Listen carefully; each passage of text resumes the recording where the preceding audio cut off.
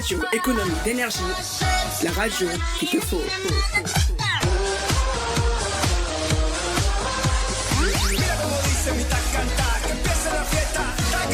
Écoutez, agissez, économisez.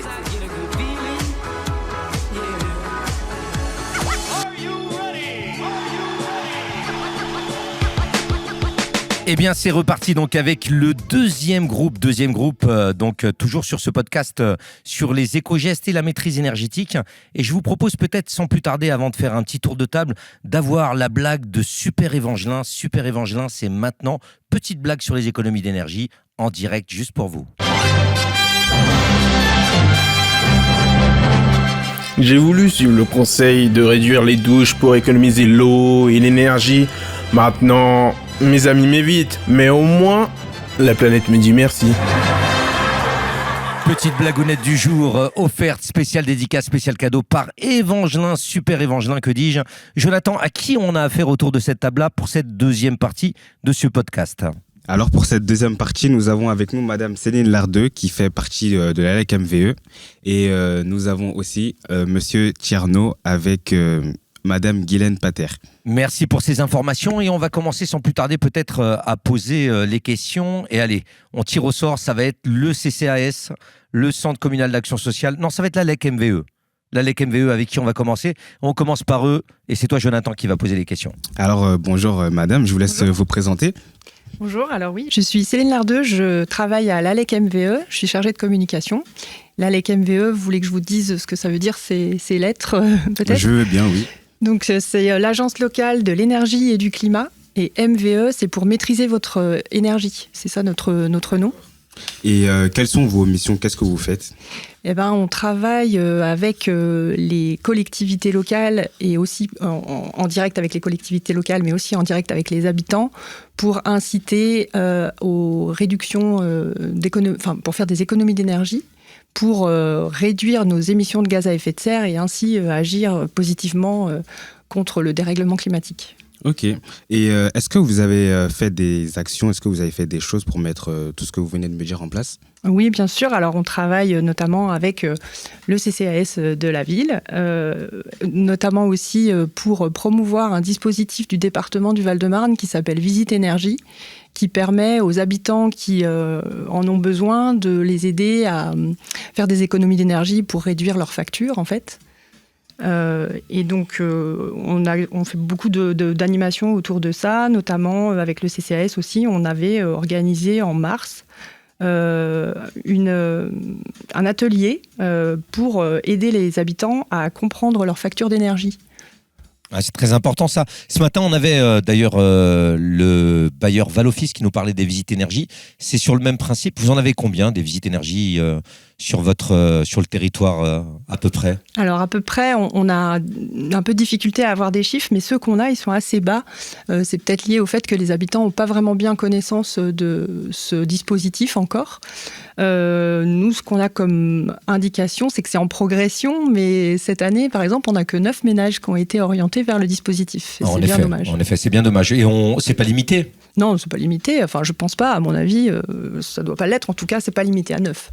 Alors, comment vous communiquez sur les visites énergie ? Parce que là, sur le coup, si vous dites qu'il y a un retour sur investissement qui est pas respecté, il n'y a pas beaucoup de personnes sur ce dispositif, qu'est-ce qu'il faudrait faire ? Alors, c'est surtout le département qui communique sur le dispositif en tant que tel. Nous, l'ALEC MVE, on l'anime à l'échelle du territoire du département, donc aussi pour les Villiérins. Et en fait, ce qu'on pourrait faire pour que ce soit mieux connu, c'est ce qu'on fait déjà un petit peu, c'est-à-dire qu'on forme les travailleurs sociaux pour qu'ils aient l'habitude d'orienter les personnes demandeuses vers ce dispositif, par exemple. D'accord, donc vers les visites énergie. Mais vous formez aussi les travailleurs sociaux sur tous les dispositifs que propose l'ALEC ? Et si oui, quels sont-ils ? Là, vous venez de nous parler des visites énergie. Qu'est-ce que vous mettez en place concrètement ? Alors nous, on n'a pas vraiment de dispositif. On anime les dispositifs qui existent et qui sont mis en place par les collectivités locales, parce que nous, on est un acteur local, mais on est un outil pour les collectivités locales. En fait, les collectivités locales sont adhérentes à notre association. C'est le statut de notre structure. Et donc, on est au service de ces dispositifs et au service des habitants et des structures locales pour justement permettre aux habitants d'accéder à ces aides qui sont intéressantes pour eux. Il n'y a pas des permanences de l'ALEC MVE, des cafés d'énergie Oui, exact. Alors si, vous avez raison. qui viennent se rajouter à tout ce que vous faites déjà? Oui, on a aussi des permanences qui sont des permanences, en fait, on appelle ça des réunions France Rénov'. Là, ça s'adresse plutôt à des propriétaires. C'est-à-dire que ça s'adresse aux personnes qui ont des maisons ou qui habitent en copropriété dans des immeubles et qui souhaitent rénover leur logement. Et donc ces réunions, voilà, là on en a 2 qui approchent. Je crois qu'il y en a une en novembre et une en décembre pour permettre aux Villiérains d'obtenir toutes les informations qu'ils souhaitent pour lancer ces démarches de rénovation. Alors, quand vous parlez de rénovation urbaine, ça concerne les locataires ou les propriétaires? Alors, c'est les propriétaires, c'est la rénovation de leur maison ou de leur logement, quoi. Donc, c'est-à-dire que vous, ALEC MVE, vous ne travaillez pas en matière de rénovation urbaine avec les bailleurs sociaux? Peu avec les bailleurs sociaux. Par le passé, on a travaillé avec eux, mais par manque de temps et de moyens, nous, au sein de notre équipe, on n'a malheureusement pas pu continuer, mais ça a été fait par le passé. Ouais. Avec quel acteur vous travaillez sur le territoire villiérain, par exemple? Je suppose que l'ALEC MVE, vous venez de citer le CAS, est-ce qu'il y en a d'autres ou pas? Est-ce que vous faites un partenariat avec le tissu associatif, avec les services municipaux? Oui. Alors là, je parlais surtout de mes collègues qui travaillent à la lutte contre la précarité énergétique. Ils essaient justement de multiplier les partenariats avec des associations locales qui sont des associations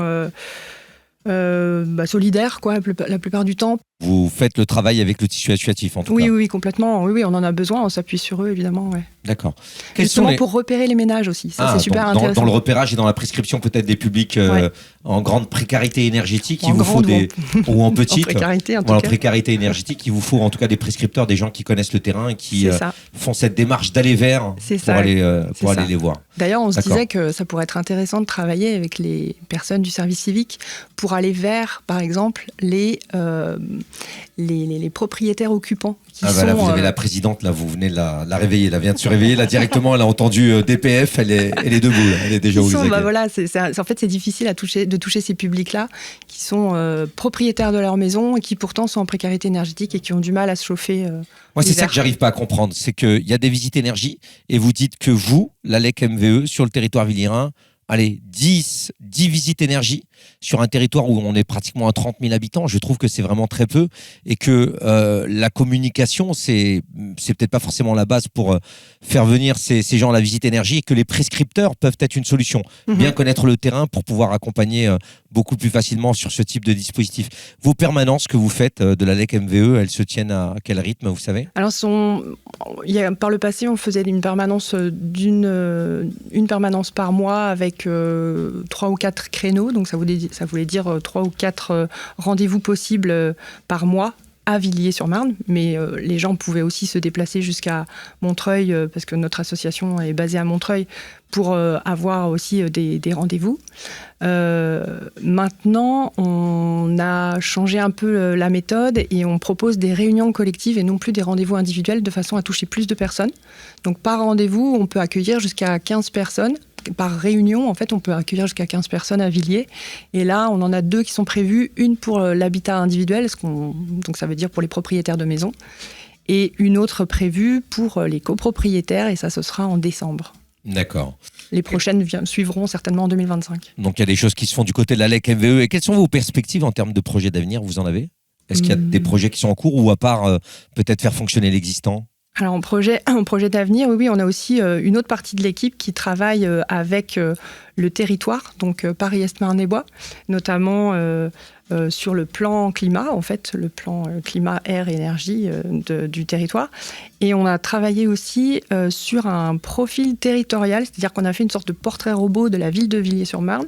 Et alors, ça donne quoi, le portrait robot? Ce que ça donne, on a constaté, on a identifié en tout cas, grâce à une étude qui a été faite par l'Institut Paris Climat, que le quartier des Hautes-Noues serait potentiellement intéressant de le revégétaliser, en tout cas d'amener encore plus de nature et de végétaux dans ce quartier, dans l'objectif de réduire la sensation de chaleur, ce qu'on appelle les îlots de chaleur qu'on perçoit vraiment fortement en été quand il y a des fortes canicules. Ah non, je peux vous dire que sur le quartier, on les ressent puisqu'on a des gros soucis de street pooling avec des bornes incendie qui sont vandalisées. Et c'est vrai que c'est aspect végétaux est à prendre en considération, surtout quand on a un quartier en rénovation urbaine. Complètement. Oui, c'est quelque chose qu'il faut vraiment avoir en tête pour ce qu'on appelle l'adaptation au dérèglement climatique, au changement du climat. Donc, comme on sait que ces périodes de canicule vont vraiment se répéter et être de plus en plus intenses d'été en été, c'est vraiment très important d'y penser dès maintenant. Ouais.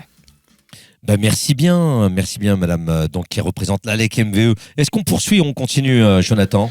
On va continuer avec le CCAS et je vous laisse vous présenter. Alors, moi, je suis Guylaine Pater, je travaille au sein du CCAS. J'instruis notamment les aides à l'énergie pour les personnes de Villiers.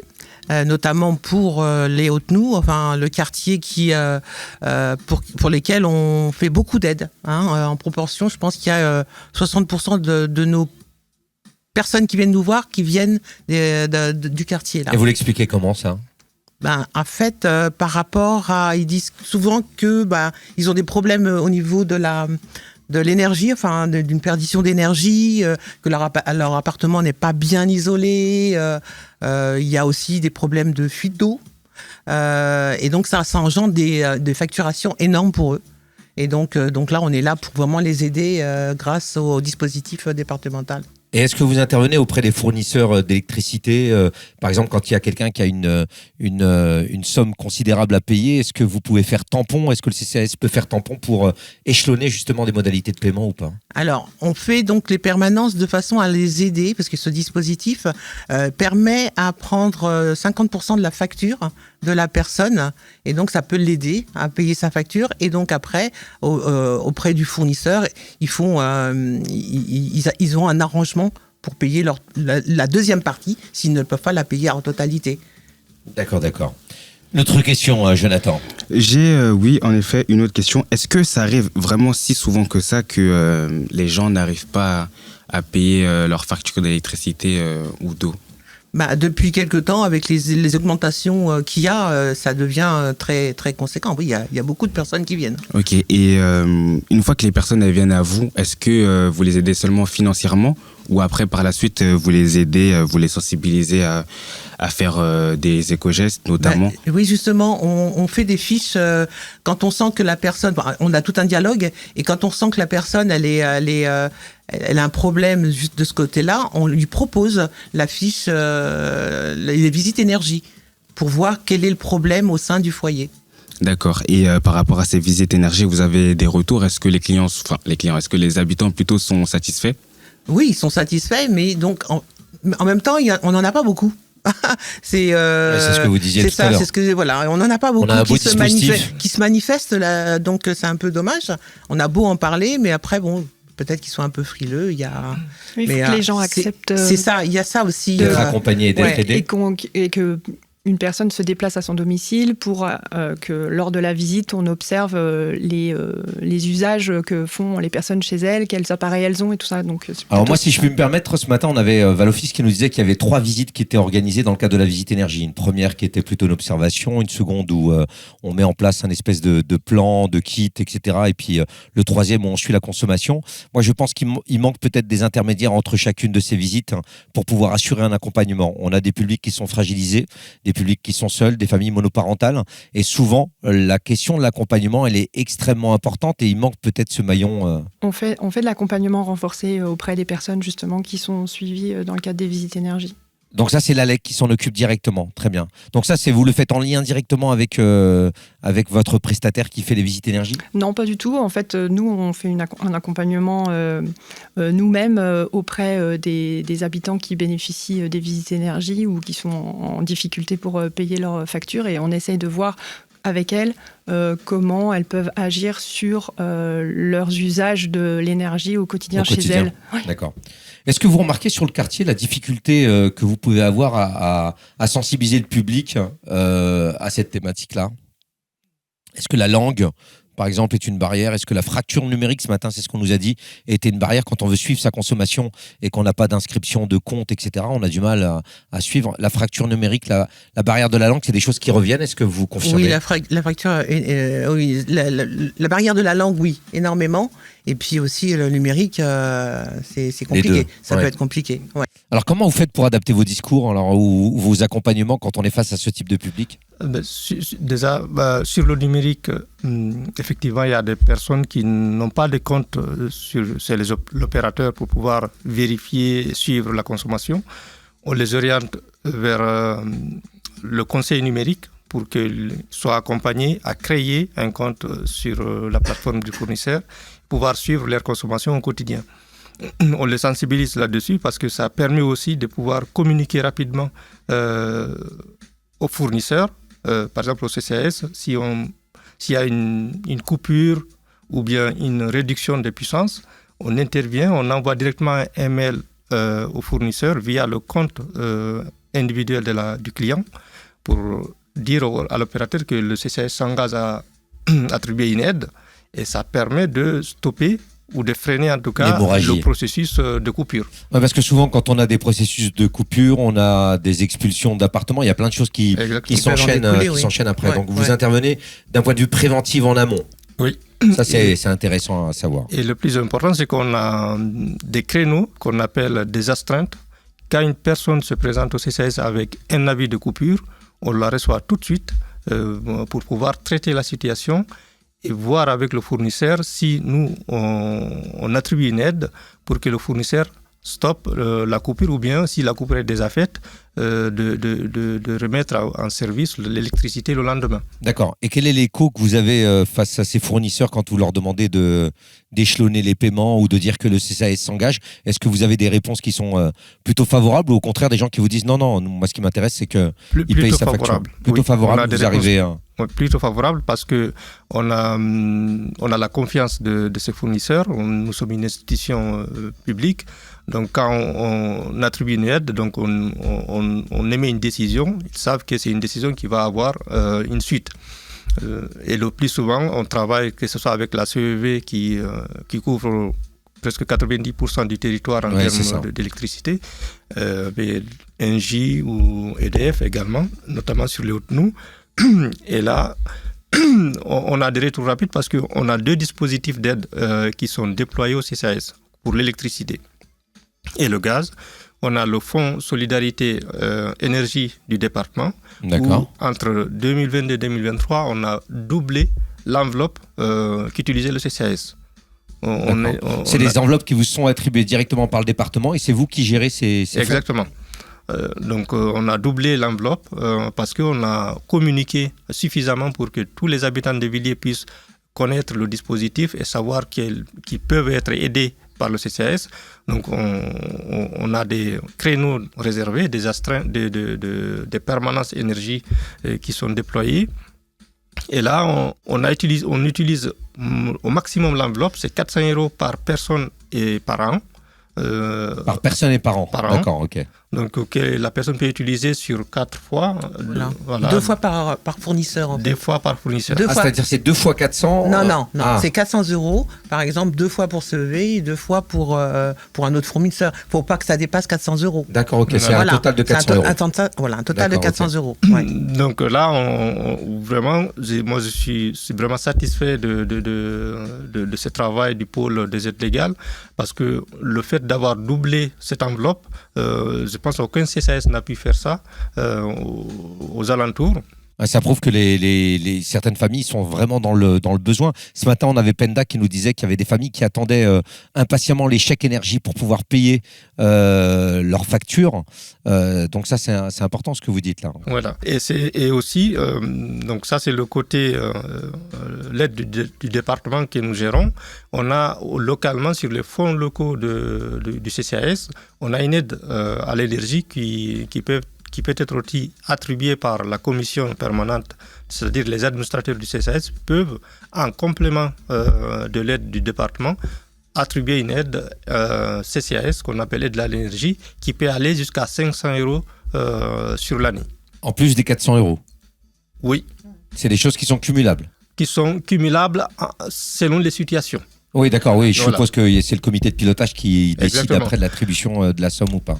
Voilà, donc ça c'est très important, ça c'est le côté énergie, mais côté eau, avec Veolia aussi nous travaillons, et là on est passé d'une enveloppe de 9 000 à 50 000 euros sur l'année au profit des Villiers-Rhin. 9 000 à 50 000, c'est plus une enveloppe, là, c'est carrément un saut. Voilà, donc c'est très important. Alors qu'est-ce qui justifie cet écart de montant ? Parce qu'auparavant, l'enveloppe n'était pas très utilisée, parce que le dispositif n'était pas connu, donc moins exploité par les habitants. Donc nous avons travaillé sur la communication pour inviter les Villiers-Rhin à s'approprier du dispositif, vraiment pour ceux qui sont dans le besoin.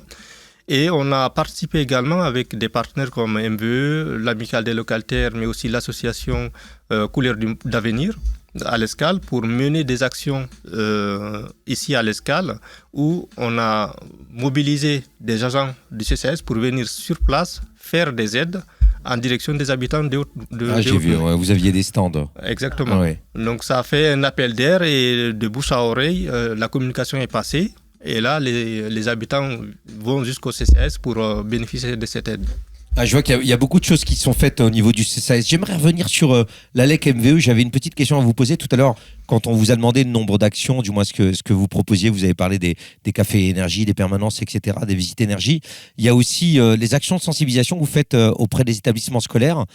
On a travaillé, nous, avec, je crois que c'est Anaïs de l'ALEC MVE sur l'arbre... Et du climat. Et du climat. Voilà, l'arbre et du climat avec les écoles Ouais. élémentaires. C'est super comme outil. Oui, c'est chouette. Ouais. Vous en avez plein comme ça encore ? On a plusieurs outils, oui, en effet. Et puis en plus, avec le territoire Paris-Est-Marne-et-Bois, on reconduit cette année encore un dispositif d'animation et de formation des animateurs de centres de loisirs.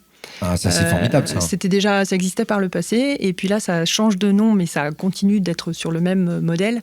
Ça va s'appeler cette année Mission Éco-Ambassadeur. Ça va commencer en novembre jusqu'en mai. Et en fait, on va former des animateurs de centres de loisirs, mais aussi des animateurs de centres de maisons de quartier. Et est-ce que vous formez aussi des services volontaires Oui, services civiques. on a proposé d'ailleurs, je crois, au service civique de participer. Ah ben, là je vois la présidente qui sourit, donc je suppose que oui, c'est bien, c'est arrivé à bon poste. Donc voilà, et l'idée c'est de former ces personnes pour qu'ensuite ils soient en mesure de Qu'ils puissent s'approprier. et puis proposer des activités aux enfants dans les thématiques d'empreinte carbone. Non, mais c'est intéressant. Alors, c'est intéressant et pourtant, c'est très cérébral. Moi, quand on a fait l'arbre et du climat, j'ai du mal, merci Jonathan, il a fallu peut-être vulgariser ce que c'était les différentes formes d'énergie, fossiles, fissiles, renouvelables. Rien qu'à dire fossiles, fissiles, à expliquer à des élémentaires, je peux vous dire qu'il faut trouver les mots adéquats. Oui, c'est sûr que c'est assez technique, mine de rien. Et puis quand on parle d'énergie, c'est un peu vague, c'est un mot dans lequel on peut mettre plein de choses. Donc en fait, on explique un peu tout ce que c'est... tout ce que ça implique, et puis aussi surtout sensibiliser au final les enfants pour qu'ils soient acteurs de leur mode de vie, pour avoir un mode de vie le plus sobre possible envers la planète, et donc moins. Non, mais c'est bien parce qu'on voit que vous avez des actions à 360 degrés, quoi. C'est pas que les personnes qui en ont besoin d'accompagnement à l'énergie, c'est aussi cet aspect de sensibilisation et de se dire que on veut essayer de former des acteurs citoyens en commençant par les enfants, parce que... D'ailleurs, on anime un webinaire, si ça intéresse les gens qui nous écoutent, le 20 novembre, qui s'appelle Faites rimer énergie et économie. Faites rimer énergie et économie. Énergie et économie. Faites F-E... Alors non, faites du verbe faire. J'ai cru que c'était la fête. Ok. Et ça peut être la fête, parce qu'en fait, c'est un webinaire ludique, donc on fait sous forme... un peu de jeu, animé avec des quiz et tout ça. Et donc ça permet, en assistant à ce webinaire, c'est vraiment rapide, c'est en 1 heure, c'est à distance, on n'a pas besoin de se déplacer, donc, et en visio. Et donc on peut apprendre des éco-gestes simples pour pouvoir économiser l'énergie, surtout l'hiver, quand le chauffage commence à être en marche et qu'on n'a pas envie de faire flamber sa facture. Donc on peut s'inscrire sur notre site. C'est important. Merci pour ces petites informations qui sont très intéressantes, et on ira s'inscrire sur votre petit site internet pour participer à cette action. Est-ce qu'on avait d'autres actions, Jonathan ? Du moins d'autres questions plutôt ? Pour ma part, j'ai plus d'autres questions. Il nous l'a fait à l'avocat du barreau de Paris. Pour ma part, il n'y a plus de questions. Eh bien, s'il n'y a plus de questions avec Jonathan, j'en ai fini avec vous, à moins que vous ayez d'autres choses à dire. Alors, je vais juste rajouter une annonce pour une nouvelle action qui se tiendra le 21 novembre ici à l'Escale, dans la salle Teki. C'est un atelier sur les aides à l'eau. Voilà, on va travailler ça avec l'amicale des locataires et l'association Couleur d'avenir. Ah, c'est très bien que tu nous le dises parce que ce matin, on a dû couper le micro de Nicole Bricot, justement parce qu'elle avait écoulé son temps et je pense qu'elle voulait faire la promotion de cette animation. Donc, tu l'as fait pour elle. Et ok, un grand remerciement de votre... On accordera aussi donc des aides aussi. On accordera aussi des aides. On pourra aussi, en direct. On pourra aussi aider aussi les personnes. Ah, ça, c'est formidable, ça. Voilà. Donc, en direct, donc, on va allier l'utile à l'agréable. Faire des actions de sensibilisation et pouvoir octroyer des aides en direct. Tout à fait. Est-ce que vous pensez, le CCAS, que la démarche d'aller vers, c'est extrêmement important avec ce public-là fragilisé? Bien sûr, c'est ce qu'on essaie de faire. D'ailleurs, c'est pourquoi on participe à ces ateliers à l'escale. Parce que d'ordinaire, les habitants qui sont dans le besoin viennent au CCAS. Mais là, c'est nous qui venons vers eux dans leur quartier pour leur proposer ces aides. Et on compte vraiment beaucoup sur les acteurs du quartier pour communiquer de bouche à oreille. On peut distribuer des flyers, mais aussi passer par les bailleurs avec les gardiens qui peuvent donner les informations. Nous sommes ouverts pour accueillir le maximum de personnes, pour faire les aides d'ici la fin de l'année, parce que les enveloppes se renouvellent au 1er janvier. D'accord, donc ce sont des actions comme ça en plein cœur du quartier avec la démarche d'aller vers qui est extrêmement important. Un grand merci en tout cas au CCAS, à l'ALEC MVE qui sont deux acteurs incontournables pour lesquels on souhaitait faire un focus, mais il y en a plein d'autres puisqu'il y aura d'autres podcasts où on vous présentera d'autres acteurs de terrain qui œuvrent sur cette thématique. Un grand remerciement et je vous dis à très bientôt en tout cas sur le terrain. Merci à vous. On va lancer le jeu concours et c'est maintenant et il y a une box Primeo Énergie Odyssée à gagner et vous allez voir en quoi ça consiste. Jeu concours, c'est maintenant. C'est l'or, il est l'or de se réveiller. Bienvenue au jeu concours. Vous pouvez gagner une box économie d'énergie. Dans cette box, il y a une ampoule LED et d'autres équipements qui aident à diminuer votre consommation. Répondez juste à cette question. Comment économiser sur la facture sans finir congelé? A. Mettre 12 pulls. B. Isoler les fenêtres. C. Inviter tous vos amis à une fête de la chaleur humaine. Si vous avez la réponse, envoyez un mail à jeuxconcours@dpf@gmail.com avec votre adresse mail et votre numéro. Sinon, on ne pourra pas vous contacter pour vous donner votre lot. Il n'y a qu'une box, donc soyez vifs comme l'éclair.